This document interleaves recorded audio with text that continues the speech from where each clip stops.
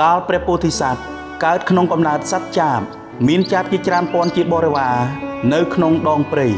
គ្រានោះមានព្រានម្នាក់ចេះធ្វើសម្លេងដូចជាចាបប្រើឧបាយបងសំណាញ់ខាងលើចាបហើយក្រសោបចាបទាំងអស់ឲ្យមករួមគ្នានៅក្នុងកំប្រោងហើយនាំយកទៅលក់ដោយមើលឃើញថានាយព្រាននោះធ្វើឲ្យញាតិរបស់ខ្លួន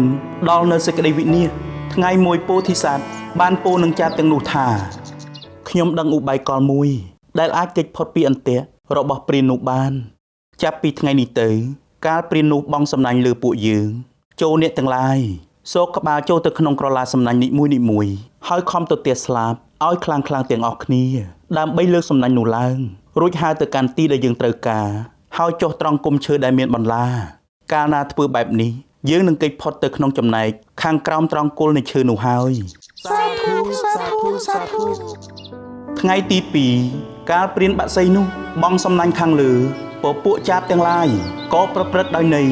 ដែលព្រះពោធិសត្វពោលឲ្យនោះឯងហើយក៏គេចផុតអំពីសេចក្តីវិនាសទាំងអស់លុះវេលាយប់ត្រឡប់ទៅផ្ទះដៃទៅទេក៏បណ្ដាលឲ្យភរិយារបស់ព្រាននោះមានសេចក្តីក្រោធហើយពោលទៅប្តីថាអ្នកត្រឡប់មកដៃទៅទេរាល់ថ្ងៃប្រហែលជាអ្នកអាចចិញ្ចឹមស្រីដតេខាងក្រៅទេដឹងណែនាងអញមិនមានចិញ្ចឹមអ្នកដតេឯណាទៀតឡើយតែចាប់ទាំងនោះព្រមព្រៀងគ្នាហើយវានាំយកសំណាញ់គ្រាន់តែអញបងទៅប៉ុណ្ណោះហើយចុះត្រង់គុម្ពឈើដែលមានបន្លាតែពួកវាមិនខ្លាំងក្លារហូតទេនាងកុំទូមម្នាស់ឡើយកាលណាពួកវាដល់នៅវិវាទគ្នាអញនឹងនាំយកពួកវាទាំងអស់មកកន្លងទៅ2ទៅ3ថ្ងៃថ្លែងអំពីចាបមួយដែលហើរចុះមកដីវិញគ្រារកចំណី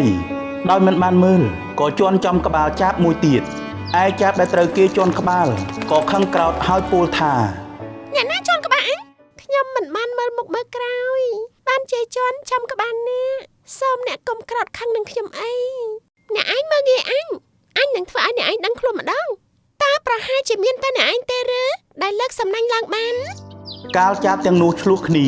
ព្រះពោធិសត្វក៏គិតថាឈ្មោះថាចំនួនមិននាំឲ្យចម្រើនទេតែនាំមកនៅសេចក្តីវិនាសមិនខានពេលនេះទៅចាបទាំងនេះនឹងមិននាំគ្នាលើកសំណាញ់ដោយពីមុនឡើយហេតុនោះនឹងនាំឲ្យកើតសេចក្តីវិនាសធំមិនខានហើយព្រាននឹងបានឱកាសសម្លាប់យើងមិនខានអញមិនអាចនៅក្នុងទីនេះបានទេចាបព្រះពោធិសត្វក៏នាំបរិស័ទរបស់ខ្លួនទៅកាន់ទីដទៃចំណែកព្រានបាក់សីលុះកន្លងទៅបាន2-3ថ្ងៃមកក៏ធ្វើតាមវិធីដូចសពដងលំដាប់នោះចាបទាំងនោះក៏កើតចំនួននឹងគ្នាហើយប្រចាំគ្នាលើកសំណាញ់បានឱកាសព្រានព្រៃ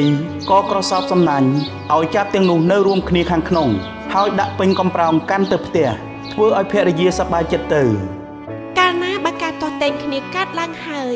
កាលនោះនឹងដល់នៅសេចក្តីវិនាសធំចាបដែលមិនមែនជាបណ្ឌិតក្នុងកាលនោះបានមកជាទេវទត្តចំណែកចាបដែលជាបណ្ឌិតក្នុងកាលនោះគឺតថាគតនេះឯង